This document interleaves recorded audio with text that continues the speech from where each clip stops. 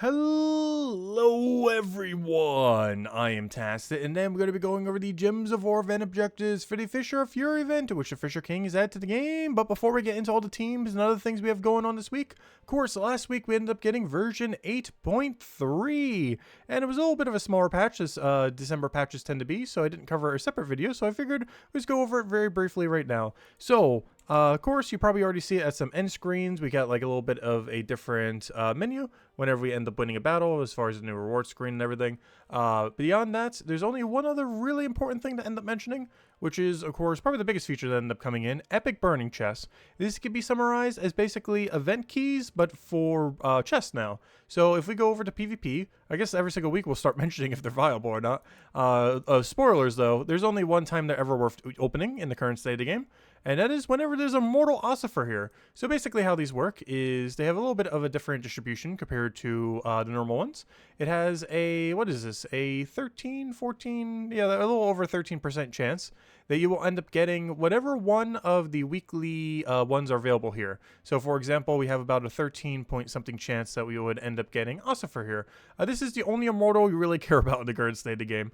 Ossifer is really, really good to get more copies of, and any opportunity to be able to target him to any degree is going to be good. However, if there's ever any other immortal that you do want to get more of, yeah, you can see what the weekly thing is and see if you want to get it. I believe the first one is always based on whatever the current event is, whereas the other three are rotational every single week. So last week we had a different three. This week we have the one that actually matters of Immortal Ossifer. Though if there's any other one that you want to target for any other reason, you can end up throwing them during those times. It does cost a little bit more than normal, but you also get a little bit more when you actually get the drop as well. So let's see if we can actually get one of them. Let's see. Exactly what we wanted. 60 Immortal Ossifer. Should we go again? We rolled the 13 point something percent chance.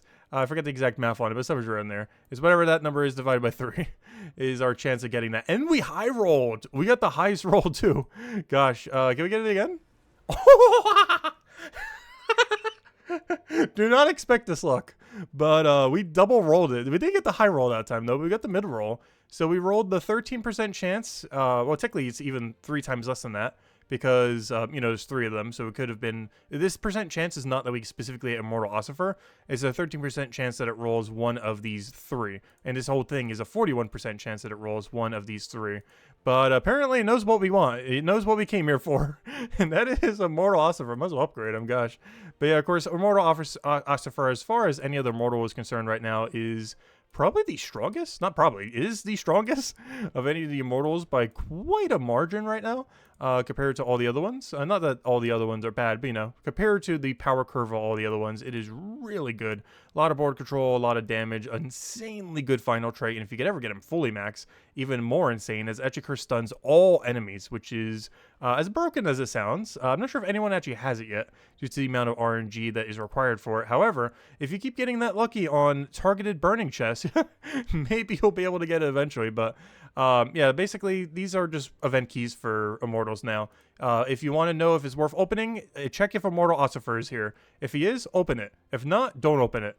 You can still stick to the normal ones. I'm not sure exactly what the value ratio ends up coming out to be, but honestly, I think I'm just saving mine to try to target what we just did, Ossifer, whenever he rolls around, and hopefully you'll get lucky like we just did. Otherwise, it's still kind of worth it. You'll still be getting other loot along the way, though, of course, you mostly just want to be opening it when you want to target an immortal that is of interest to you. But that's pretty much the biggest thing that ended up coming in with version 8.3. The full patch notes is in the description if you want to go and read through the entire thing yourself.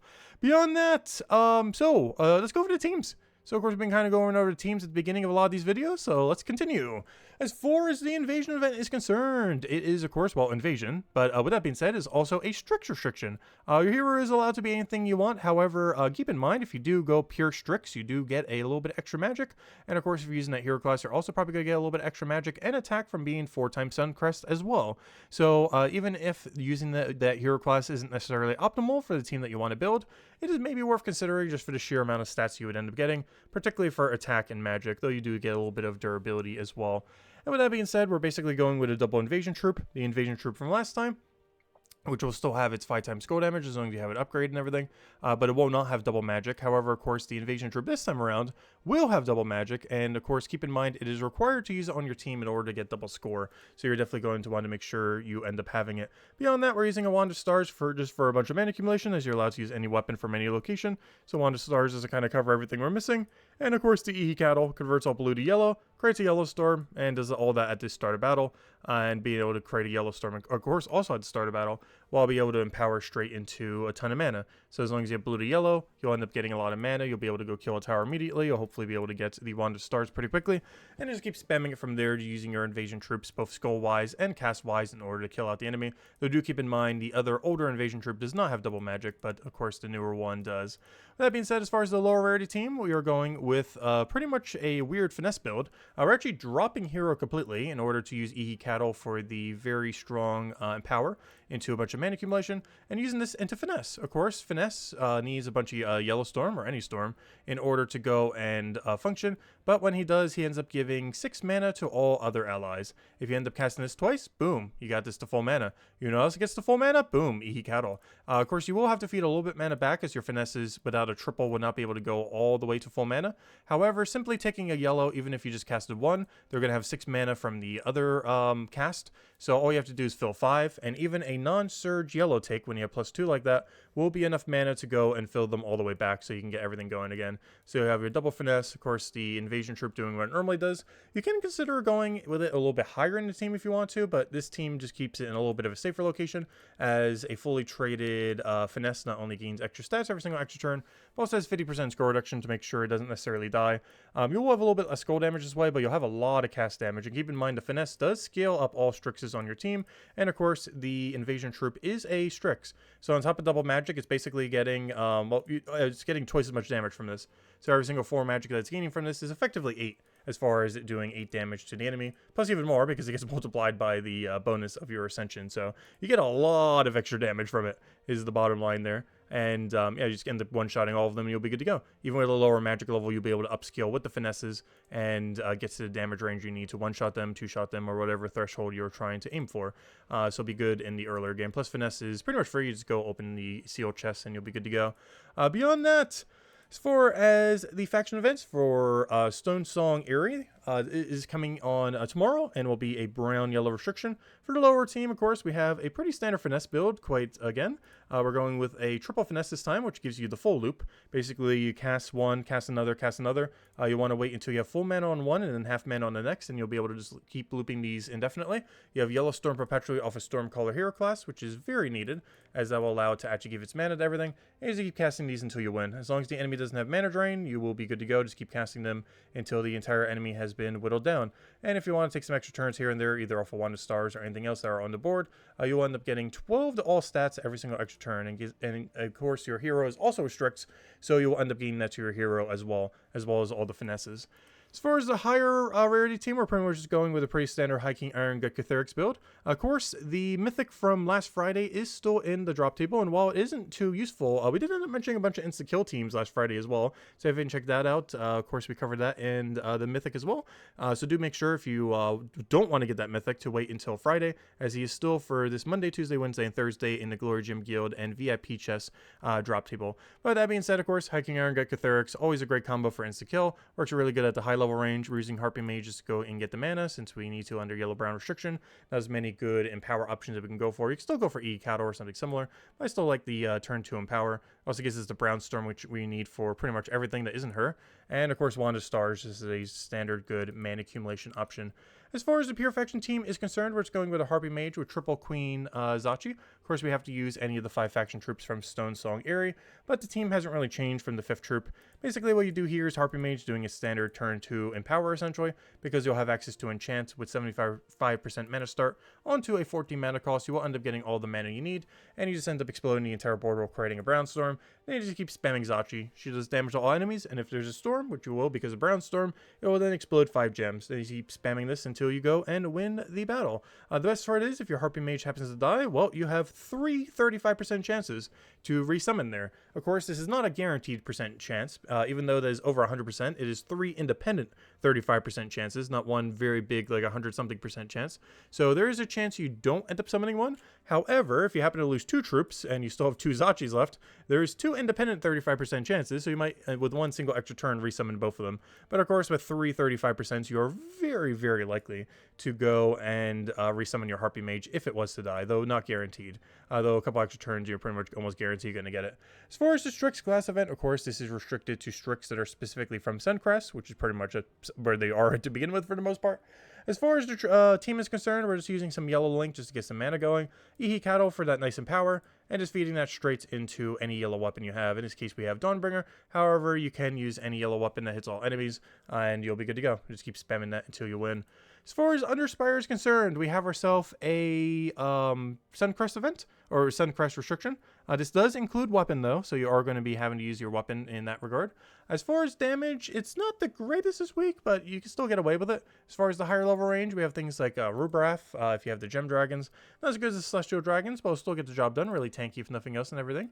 We also have a resummon here. If it does happen to die, we can use any of the resummon weapons that we have. Explode a bunch of mana accumulation, and get a resummon to keep tanking if our Rubrath does die. And we're just using a Quetzalma as backup. Has a lot of scatter damage, a lot of mana accumulation, a lot of board control. And if it happens to die itself as well, it also has a percent chance that it comes in with full mana, doing even more damage. And of course, as many of these teams have for a mana accumulator, we're using the Ihi Cattle for the immediate blue to yellow convert, hoping that we have alignment at the start of battle, and also giving us a yellow storm to keep having a storm. As far as the lower rarity range, we are once again going the Ihi Cattle route, except this time trying to feed it into Queen Zachis. So we're using a yellow storm to get her going, doing her 5 explodes, and then she can kind of go on her own, and just keep spamming the Zachis. We have Hero here just to cover it a little bit, get a little bit of a higher team bonus, as well as creating a bunch of blue and yellow. While its team itself doesn't use any blue, of course the Ihi Cattle does convert all blue to yellow, so you will still be able to use it to mana accumulate into your Zachis, and the fact that this creates blue and yellow will give you pretty good alignment for it, as the yellow will feed back into Queen Zachi, and your blue next to your yellows will then be converted with your Ihi Cattle. So it ends up working out pretty nicely, and you just keep spamming Queen Zachi until you win, as you tend to do for the faction battle as well. And those are all the teams, because this weekend we have ourselves an arena event, which of course is completely random if you end up getting any good teams or not.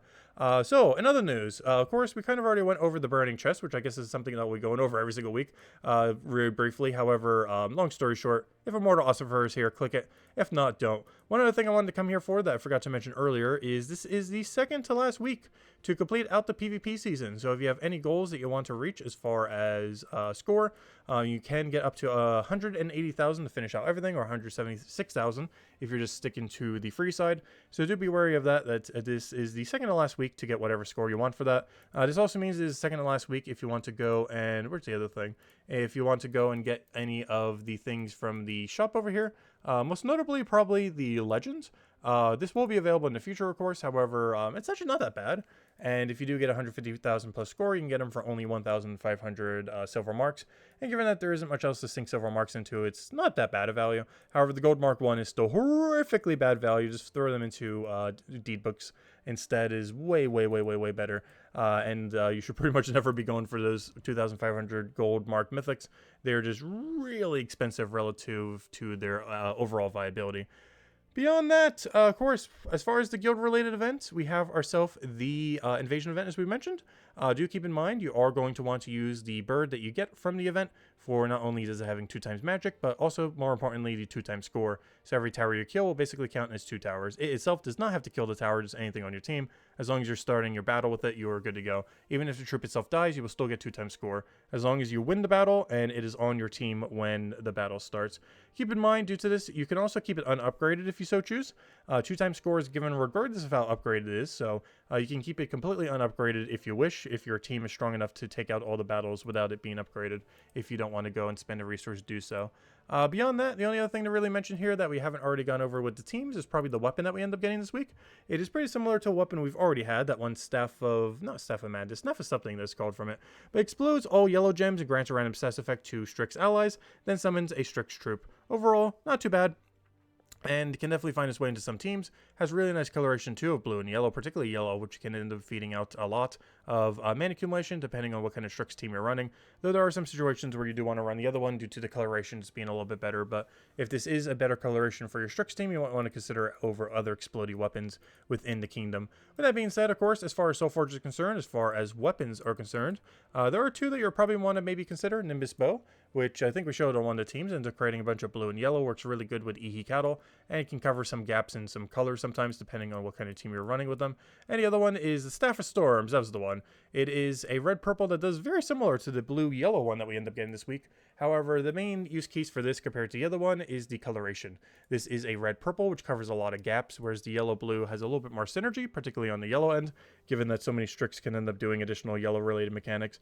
So it really comes down to which way you want to go about it, depending on what your team needs. But they are pretty interchangeable, basically just being different colored weapons. So now you have a much wider color range, depending on what you want to do.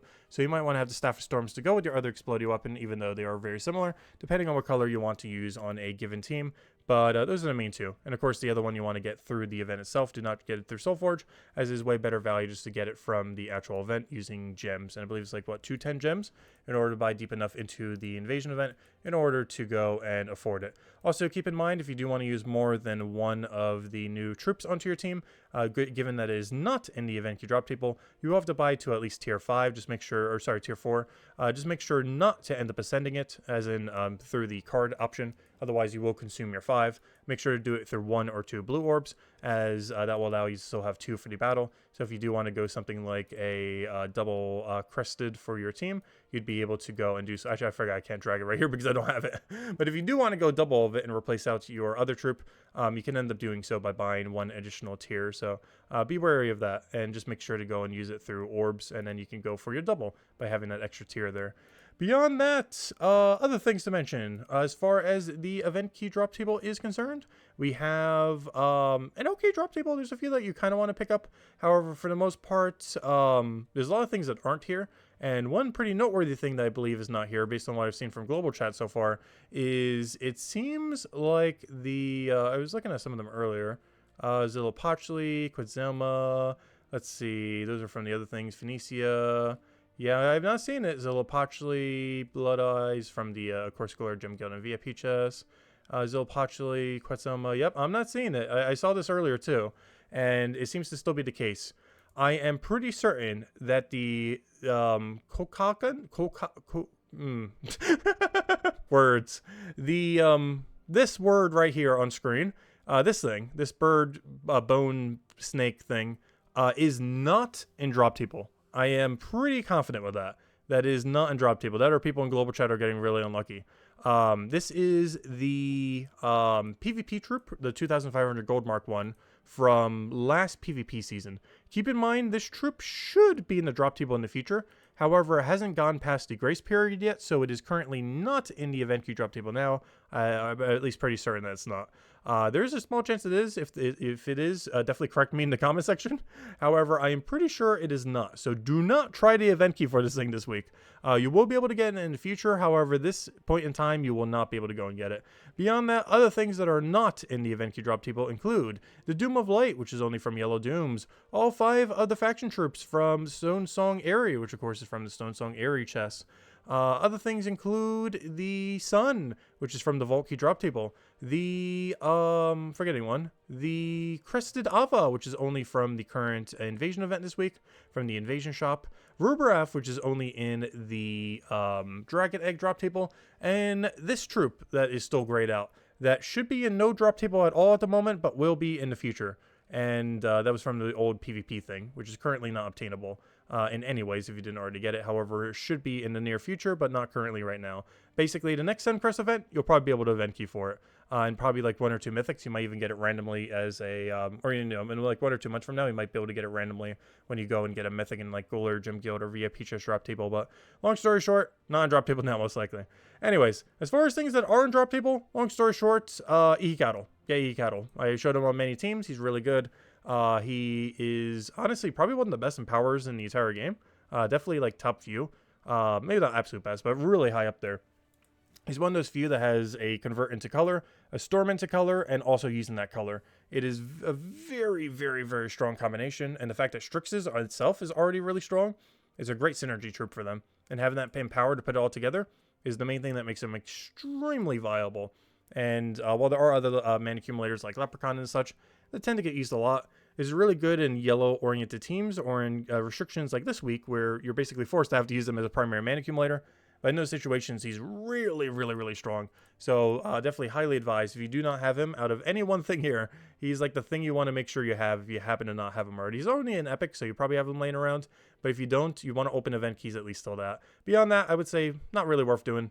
Everything else that you can get end up here, the 3 mythics that are here, they're not really that useful. Finisi is basically dead content now due to the Celestial Dragons. Quetzalma, very situational and overall doesn't really have enough DPS to be usable. However, for something like Underspire this week, it would be fine, but is relatively slow compared to better damage sources. And Zillipochli is basically just useless. It's like budget Zolgoth, but substantially worse than other insta-kill troops. It's not even an insta-kill troop, it's just like a crate skull on death kind of thing. It's really bad. And it doesn't really have much of a use case in the current state of the game. So overall, event key for your E-Cattle. Otherwise, if you already have it, probably not even worth using a single one, unless you're looking to go get in Suncrest to a higher star level. Beyond that, anything else to mention beyond the troop? I believe that is it. So, as far as the troop that ended up coming in this week, if we go over to the weekly event, we can end up seeing the bird. As far as what it does, it ends up dealing some scatter damage and inflicts a random status effect on all enemies. Overall, probably not worth using. There are way better ways to get random status effects onto the enemy team, or even more consistent ways of doing it, like Essence of Evil off of your hero class. I guess if you wanted to have this fun gimmick while messing around with Stryx, it could be okay. Stryx themselves, unless you're running like Essence of Evil on your hero, doesn't really have a way of doing this otherwise. But for the most part, this just isn't worth doing due to the lack of follow-up. Its coloration is also a little bit weird for a Stryx team, as it doesn't end up using yellow in any way, so it has a little bit of a struggle getting mana accumulation when it comes to Stryx builds, and doesn't have enough traits to really justify being used, as it has pretty standard ones that just make it a little bit tankier. Overall, just not really that useful of a troop, but a fun little gimmick if nothing else if you want to mess around with, but not really that viable overall.